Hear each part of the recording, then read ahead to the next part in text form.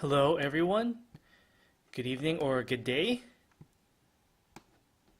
Magandang umaga, magandang gabi.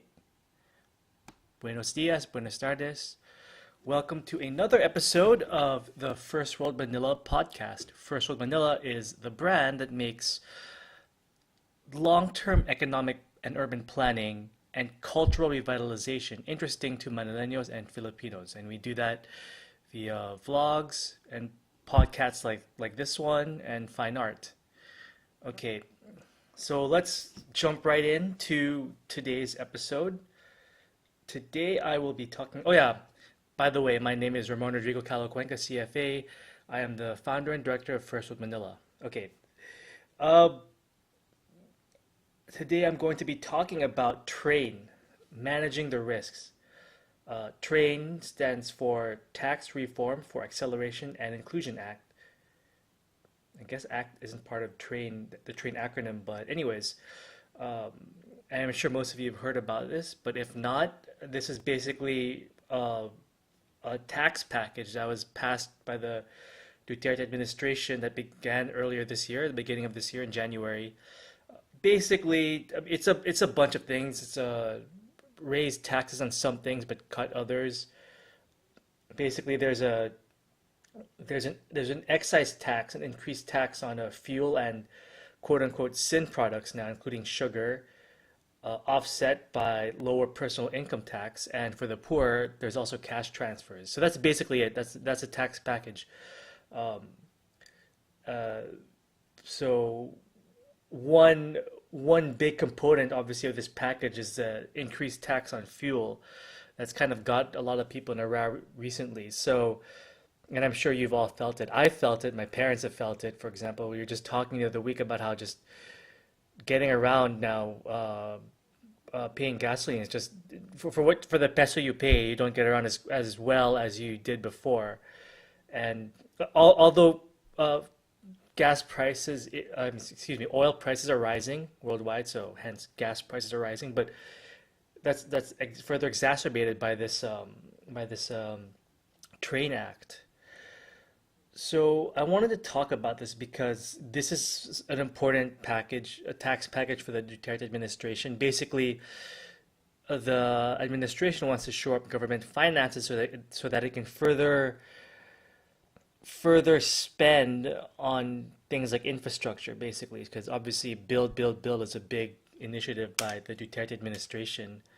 So this is a important train is an important part of their spending, of their budget, of spending their budget, or creating a budget to spend so that ideally infrastructure here is built and our standard of living goes up and the overall quality of life goes up for everybody in theory.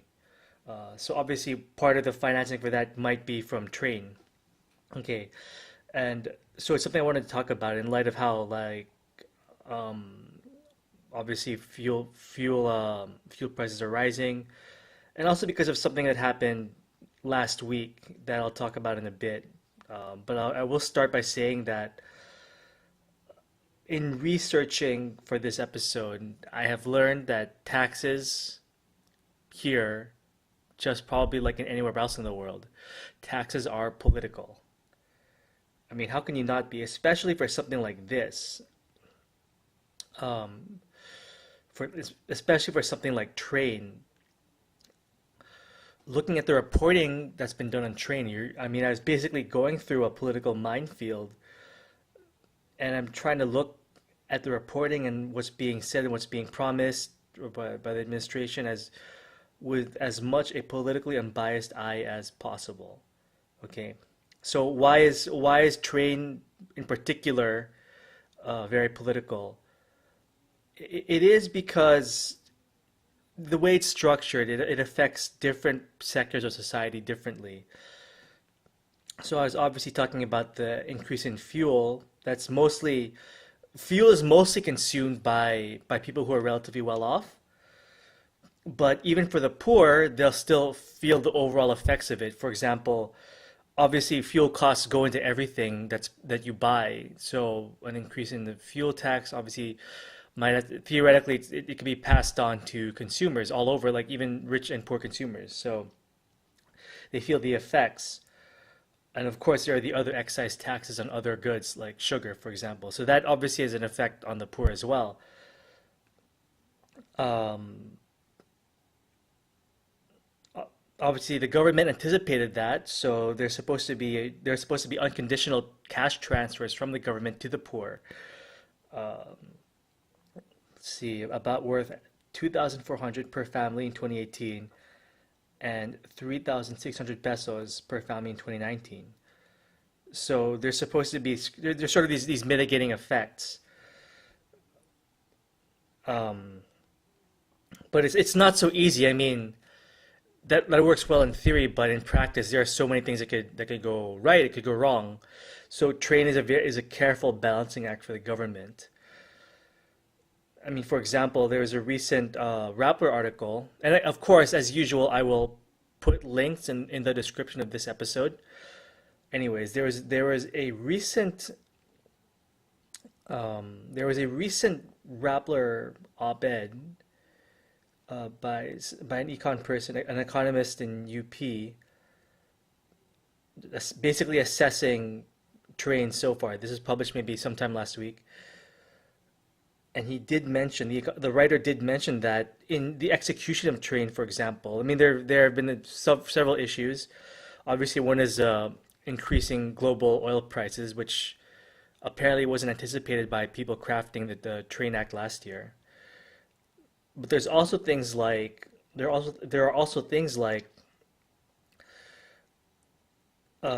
logistical nightmares, basically of needing to verify like the identities of all these poor people.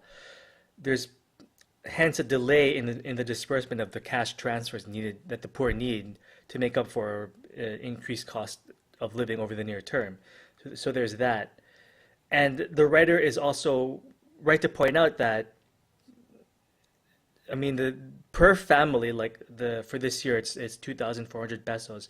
These cash transfers don't take into account like each family has a different. I mean, not every family has the same number of kids, for example. So imagine if you have a family of like with two kids, is splitting the 2,400 among the four of you theoretically, as opposed to like having, I don't know, six kids and splitting that same amount between eight members of the family. It's different. It's different for each situation. So there are those sorts of real world issues with a train. That being said, I think the best overall article on train that I've read so far is by it was published in Business World earlier this year. It's called, and I'm going to click, for the people who are watching on YouTube, I'm going to click over and show you guys a page.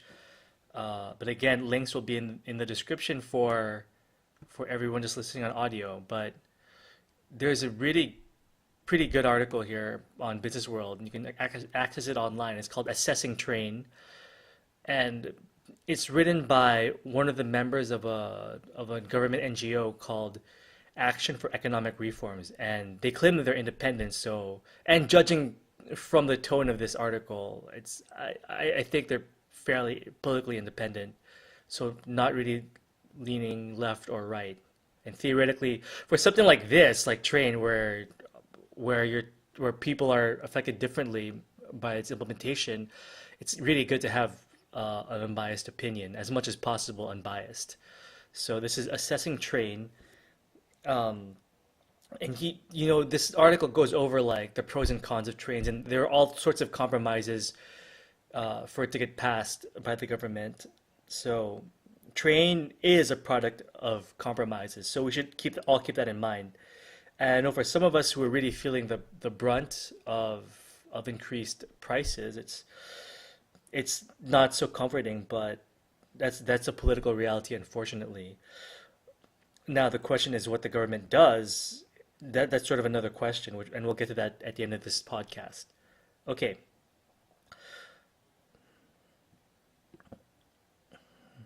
The rationale for train, I mean, there wasn't anything really explicitly stated what the proceeds would be used for, although the government did mention infrastructure, which is obviously the big thing that everyone's waiting for.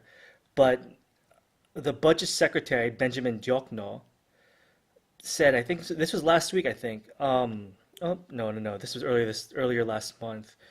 Um, this quote I got from him, I think it was, let's see, I think it was from Inquirer, or was it Star? Yeah, okay, this one. Um, oh no, it's not this one, but another article. Anyways, I'll paste a link later on. But he did say that if you if you have a salary increase of 10% and you have a price increase of 2%, that's still a net win for you as a consumer. Of course, it's theoretical. So what I got from that quote is that the rationale, the overarching rationale behind trade is that, hey, we're going to tax, I mean, we're going to put all these taxes so prices are going to go up. But guess what? We're going to use the proceeds of the taxes efficiently so that the economy grows and higher quality jobs are available, so your salary increases. So it's a net win for everyone in society. That's the gist that I get from their thinking behind this. Um, okay, so he even mentions that our concern is to create, and this is Budget Secretary Jokno talking again. To us, our concern is to create more jobs, more quality jobs, and of course minimize inflation. Inflation, in this case, being created by higher costs of goods, for example. So again, for those of you who are a little bit unfamiliar with economics, inflation is basically when the purchasing power of your peso decreases, which means it takes more pesos to buy the same amount of goods. And there are a lot of reasons this could happen. And one of them is, for example, having higher taxes on fuel and hence higher taxes on other goods. Okay, yeah. Okay, I found the article. So this is the one I'm referring to. Actually, a excuse me, halting train will do more harm than good. This was published in May 9 in Business World. This is where the budget secretary's um, rationale was basically for me exposed, or what they were thinking or what he was thinking about when passing train. So what's happened in the past month in May was that inflation has increased more than the central bank's 2 to 4% target band. So inflation rose to 4.5% in April. This article doesn't specify if that's month on month or year on year, but I'm assuming that's year on year. But inflation rose to 4.5% in April potentially because of trade, because again, increased in prices because of the fuel tax, for example.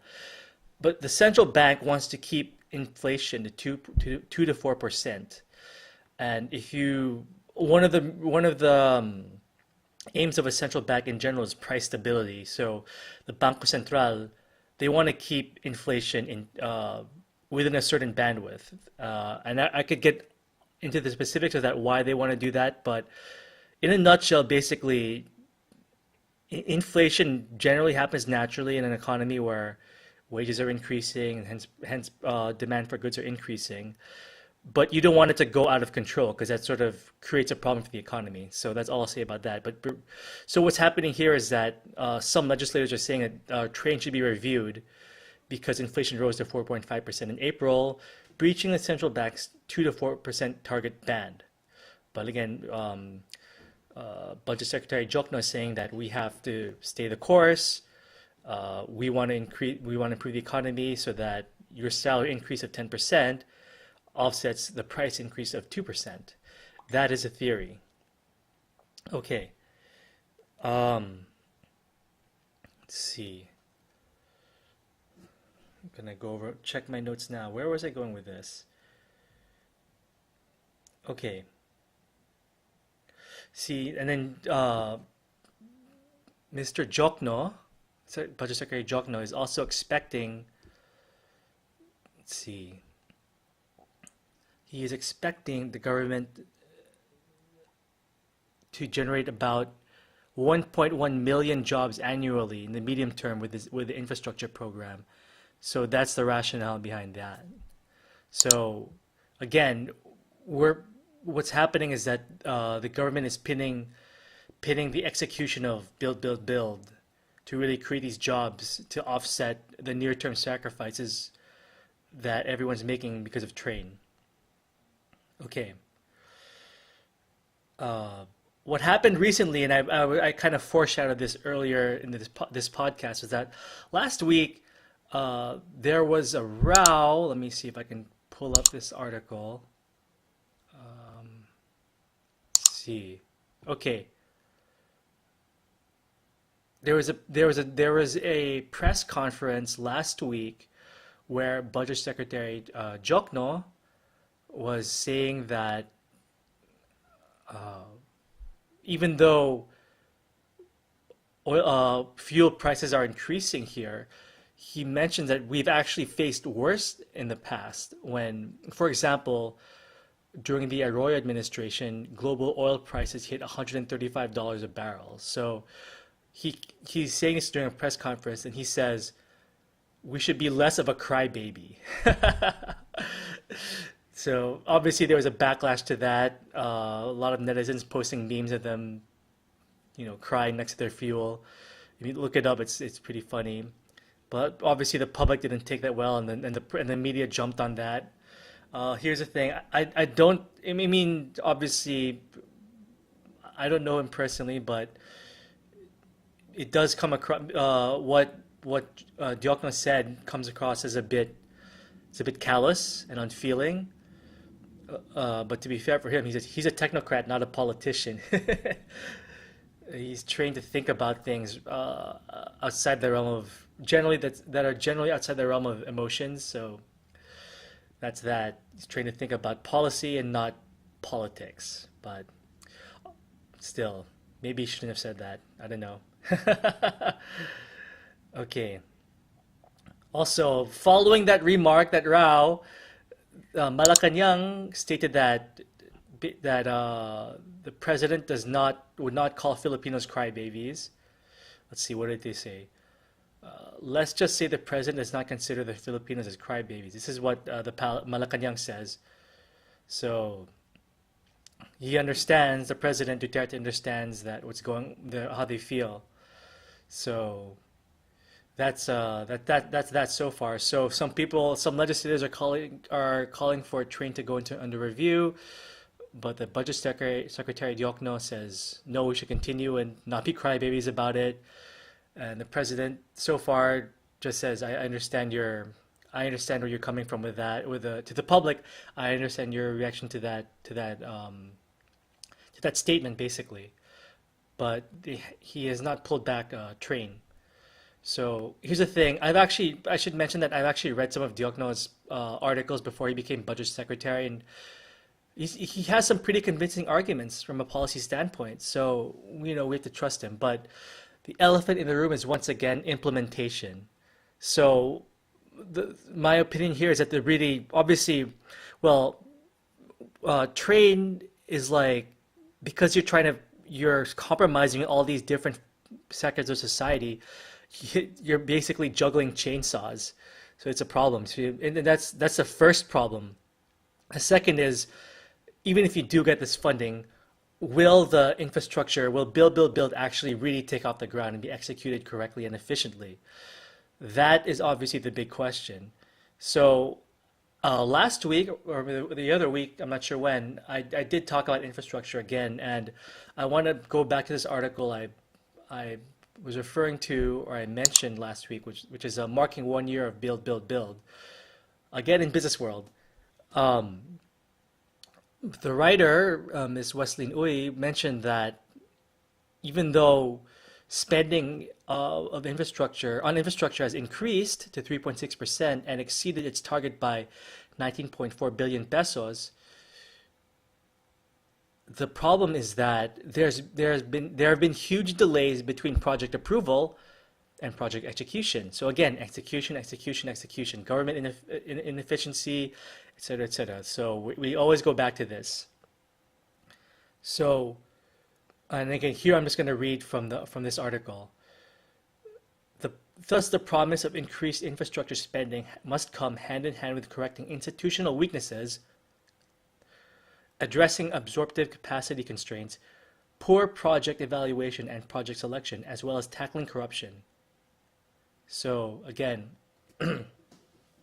it goes back to execution. So for train, the risk is first the delicate balancing act of not pissing off entire sections of society, which is already very difficult. And the second thing is that you have to deliver on their promise of build, build, build. So, I don't blame Budget Secretary Jokno if he was stressed out during these press conferences and maybe just let something slip.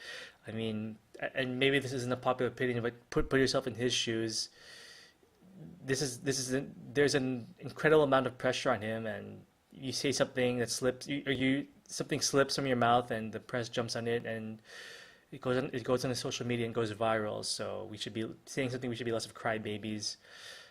Maybe that was a stress-induced statement. I don't know, but those are my thoughts. So I think train.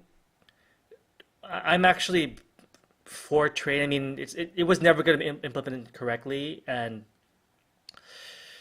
it's it's not perfect. It's far from perfect. And some people have pointed out that if there wasn't any corruption, we probably wouldn't even need train because there would be less stealing. But that's not the political reality of everything. And given what the budget secretary is, what he's been given, given the cards he's been dealt, this is their solution.